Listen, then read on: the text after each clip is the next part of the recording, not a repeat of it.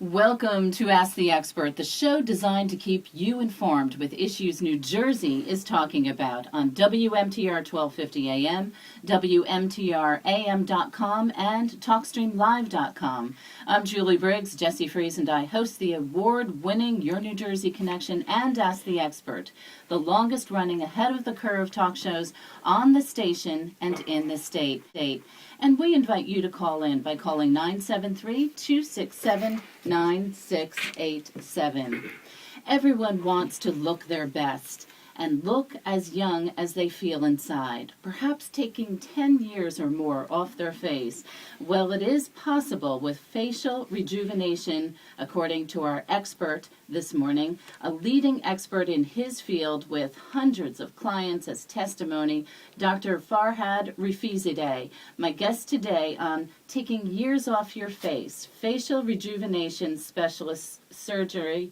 Dr. Rafizadeh, recognized year after year as top doctor and top surgeon in the New York metropolitan area and in New Jersey. He has been in practice of plastic and reconstructive surgery in Morristown, New Jersey since 1984. Presently, his practice is focused on cosmetic surgery of the face, breasts, body contouring, and reconstructive breast surgery after mastectomy. He has been chairman of the section of plastic surgery at Morristown Memorial Hospital for many years and has witnessed the transformation of Morristown Memorial as one of the most important care centers in northern New Jersey. A member of the American Board of Plastic Surgery, a fellow of the American College of Surgeons, he has performed general surgery at St. Barnabas Medical Center, Livingston, Memorial Sloan Kettering, and also New York Hospital, Cornell Medical Center, and General Surgery, Morristown Memorial. And it is so great to have you back with us, Dr. Rafizadeh. Nice to meet you again.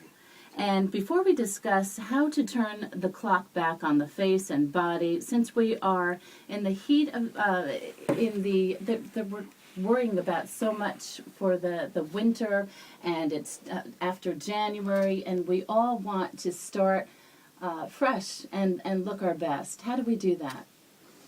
Well,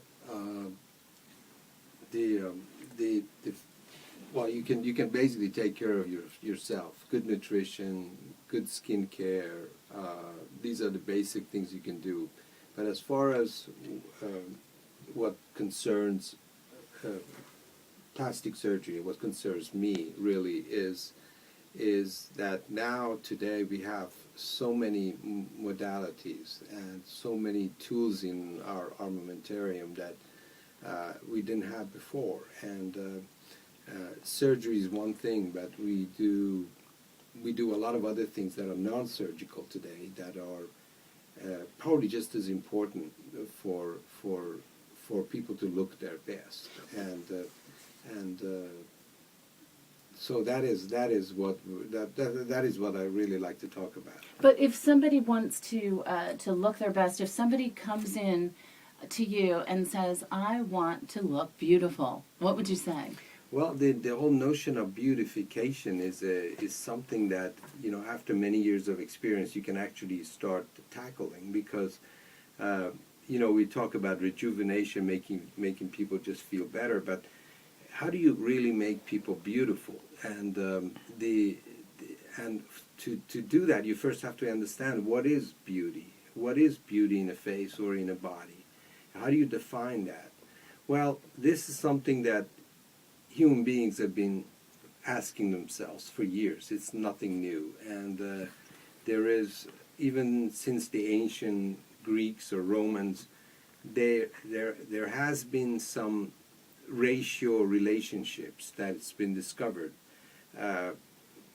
Fibonacci, the mathematician in the 1100, he discovered a sequence of numbers that you take a number which is the sum of the two previous numbers. It starts from 0, then it goes to 1, then from 1 goes to 1 again, and then it goes to 2, 3, then it goes to, then 3 and 1 is, then 3 and 2 is 5, and you follow. And if you follow that up to maybe 20 or so, and you take the previous number to the next number, there is a certain relationship that establishes, and that relationship is about 1.6 to 1.618.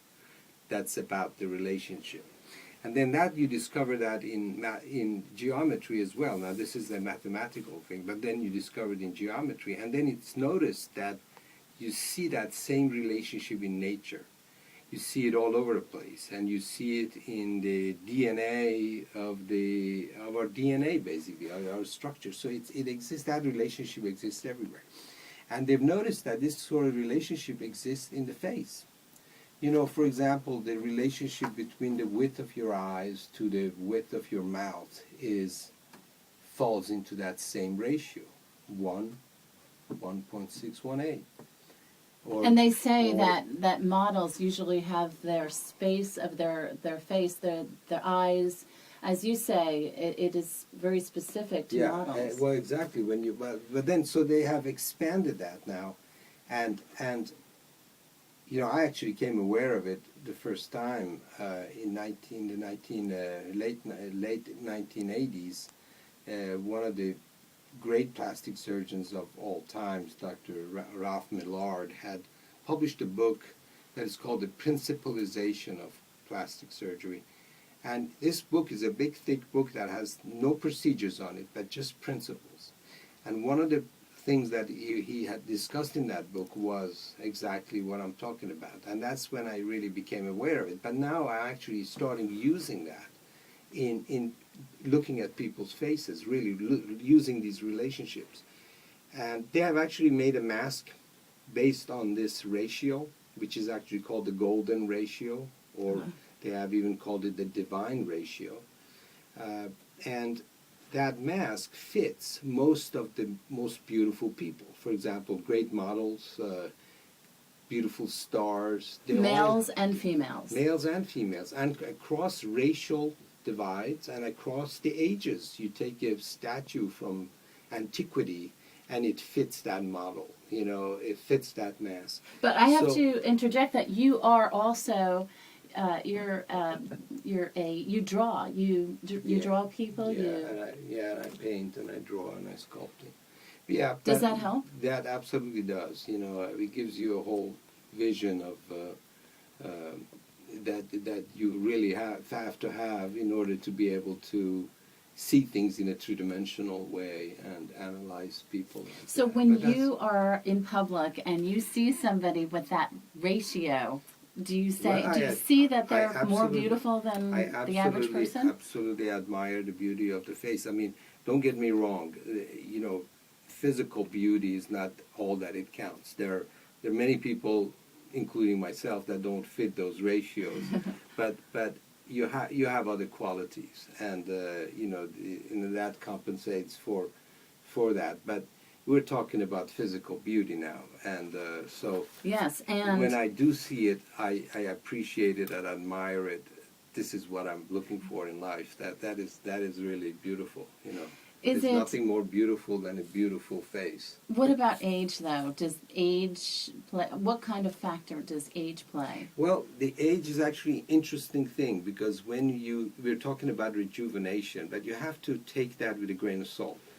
When you rejuvenate a face, in my opinion, you have to make sure that the rejuvenation is still respecting those ratios, those relationships. There are people, as they get older, they look more beautiful than when they were younger. Oh, that is such good news. Isn't it true? Isn't it true? I mean, you see people in their teens and they don't look that great. All of a sudden, in their 30s, they become beautiful. Why is that? Maybe the changes that happen in the face bring those relationships that we're looking for to be beautiful more in line with these ratios that are the golden proportion that I'm talking about.